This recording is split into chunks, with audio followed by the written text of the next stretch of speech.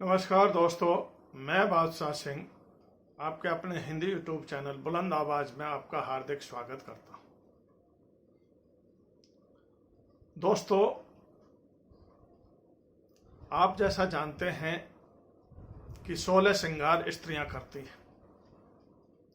हर तरह से वो सजती संवरती है, कई तरह के वो गहने पहनती है, ऊपर से नीचे तक वो सजती हैं।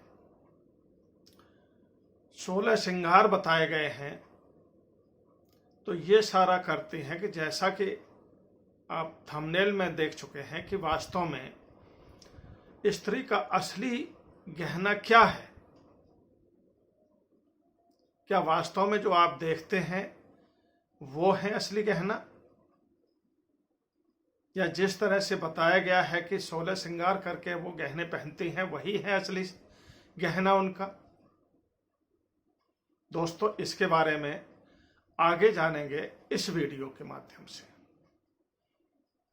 दोस्तों, एक गुजारिश और आपसे एक प्रार्थना है कि जैसा कि आप सब लोग जानते हैं कि कोविड का समय चल रहा है, हर घर में परेशानियां हैं।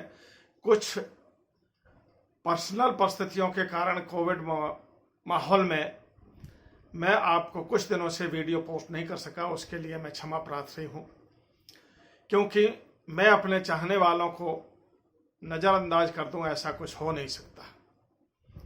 तो इस वीडियो के आने में थोड़ी सी देर हो गई, कोविड के कारण कुछ परिस्थितियां ऐसी थी कि मैं वीडियो नहीं बना सका, तो आपसे क्षमा चाहता हूं। और अब ये कोशिश करूंगा कि निरंतर मैं वीडियो डालता रहूं ताकि आपको मायूस ना होना पड़े। दोस्तों, जो लोग इस चैनल पर नए हैं उनसे गुजारिश है कि इस चैनल को सब्सक्राइब जरूर कर लें, ताकि जब भी मैं कोई भी नया वीडियो इस तरह से लोड करूं तो सबसे पहले नोटिफिकेशन आपके पास पहुंचे। तो दोस्तों, चलते हैं वीडियो की तरफ।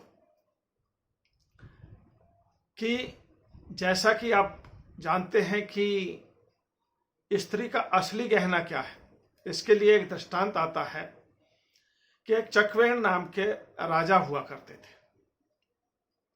इतने ईमानदार कि वो खेती करके ही अपना पालन पोषण करते थे, और जो भी कर रूप में उनके राज्य में आता था वो प्रजा के ही हित में वो खर्च कर देते थे।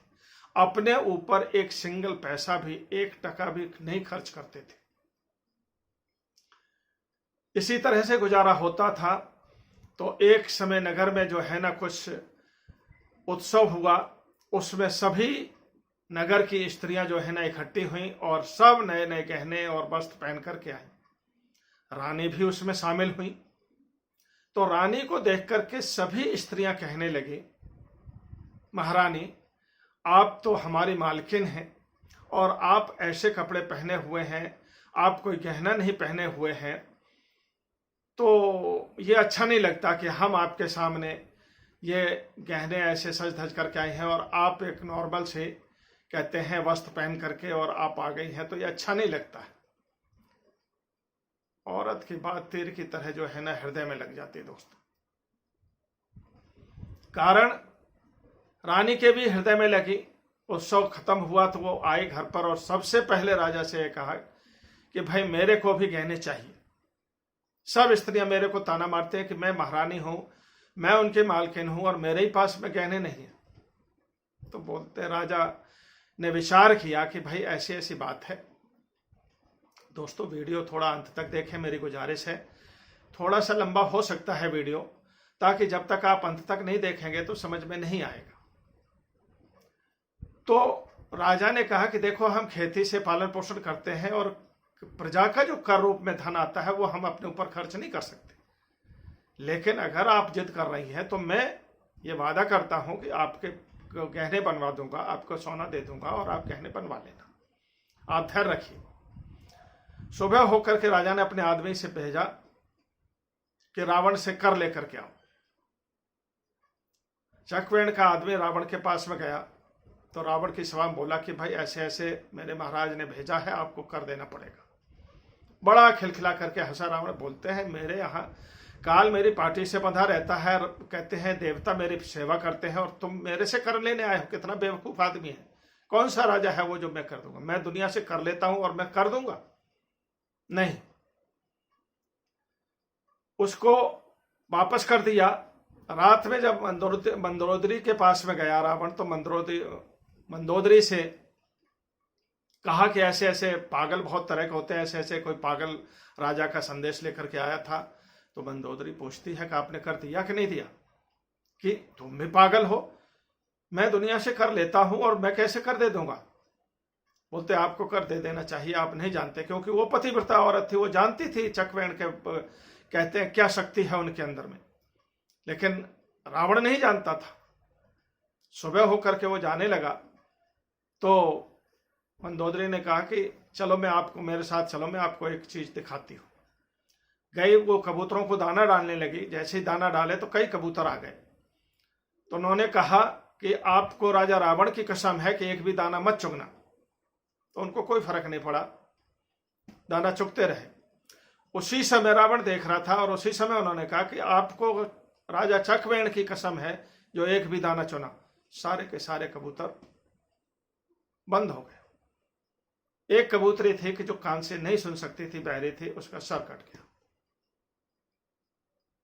मंदोदरी ने दिखाया कि यह है राजा चकवेण का असर, यह है उनकी सौगंध, यह है उनकी ताकत। रावण की फिर भी समझ में नहीं आया। सुबह होकर के फिर वो दरबार में आदमी प्रस्तुत हुआ चकवेण का। तब उन्होंने कहा कि भाई क्या बात है, फिर आ गए? तो बोलते हैं अगर आपको करने देना है तो मेरे साथ में समुद्र के किनारे चलो, मैं आपको एक चीज दिखाता हूं। रावण था, वो चला गया उसके साथ में। तो उन्होंने बालू के ढेर से वैसे ही जैसे उनकी लंका बनी हुई थी वैसे ही उन्होंने बना करके खड़ी कर दी। राजा ने बोलते बड़े अच्छे कारीगर हो यार, तुम तो बहुत अच्छे कारीगर, ये तो ऐसी वैसी बना दी। बोलते अब दिखाता हूं कैसी कैसी आपकी लंका ऐसी है, तो मैं आपको अब दिखाता हूं। राजा चकवेण की सौगंध है, सौगंध खा करके उसने जैसे ही हाथ मारा तो एक दरवाजा टूट गया। इधर बालू की लंका का एक दरवाजा टूटा, उधर वास्तविक लंका का एक दरवाजा टूट गया। रावण घबरा गया। रावण चुपचाप उसके साथ में आया, चुपचाप उसको कर दिया, बहुत सारा सोना देकर के उसको वापस भेज दिया। उन्होंने जाकर के राजा चकवेण को दिया। चकवेण ने रानी के सामने रख दिया। बोलते लो इतना सोना है, आप जितने कहते हैं गहने बनवाना चाहो पहन लो बनवा करके। बड़ा अचंभा हुआ रानी को। बोलते कैसे, ये कहां से आया? बोलते रावण से आया है कर रूप में, आप बनवा लो। आश्चर्य हुआ। तो जो आदमी कर लेने गया था उससे उन्होंने पूछा कि ये कैसे, रावण ने कर दे दिया आपको? बोलते हाँ महारानी, ऐसी ऐसी बात है। उसने पूरी कहानी बता दी। बड़ा आश्चर्य हुआ। उसने कहा कि नहीं, आप अभी जाओ तुरंत, ये मेरा हुक्म है कि तुम ये रावण से कह करके आओ और ये वापस दे करके आओ कि आपका दिया हुआ कर राजा चकवेण को स्वीकार नहीं है। वापस भेज दिया दोस्तों। तब रानी क्या कहा कि ये मेरे जब पति की इतनी ताकत है जो राजा रावण से कर ले तो मेरे ये गहने किस काम के? मेरा तो असली गहना, मेरा असली गहना तो मेरा पति है। दोस्तों, इस कहानी का सार यही है। सभी माता बहनों से कहता हूं कि वास्तव में आपका असली गहना वो 16 श्रृंगार नहीं है जो आप पहनती हैं। वो किसके ऊपर पहनती हैं? कि जब पति जिंदा है। जिस दिन पति मर जाता है, कहते हैं पत्नी विधवा हो जाती है, उस दिन से एक भी गहना नहीं पहनती। तो आपका असली गहना, तो उसकी इज्जत करो, उसकी मान मर्यादा का ख्याल करो कि वास्तव में मेरा असली गहना तो पत्नी का वही होता है जो पति है। अगर वो जिंदा है तो 16 श्रृंगार जिंदा है, वो जिंदा नहीं है तो 16 श्रृंगार मृत है। आपकी कहते हैं समाज में, कहीं पर भी समाज में, स्त्रियों के अंदर में, सभी जगह अगर आपकी इज्जत होती है तो आपके पति के कारण होती है। आपका पति जिंदा है तो आपकी इज्जत है। आपका पति जिंदा नहीं तो विधवा को आदमी कौन पूछता है? कहते हैं अच्छे शुभ कर्मों में भी उनको सामने नहीं बुलाते कि नहीं विधवा को मत बुलाओ, ये सब काम करने जा रहे हैं।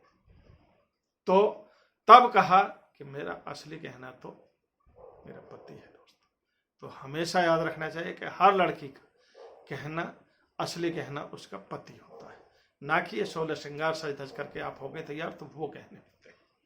दोस्तों, मुझे आशा ही नहीं पूरा विश्वास है कि आपको वीडियो पसंद आया हो। अगर पसंद आए तो लाइक करें और अपने दोस्तों के साथ शेयर करना ना भूलें। मैं तो इतना ही कहूँगा। जय हिंद, जय भारत।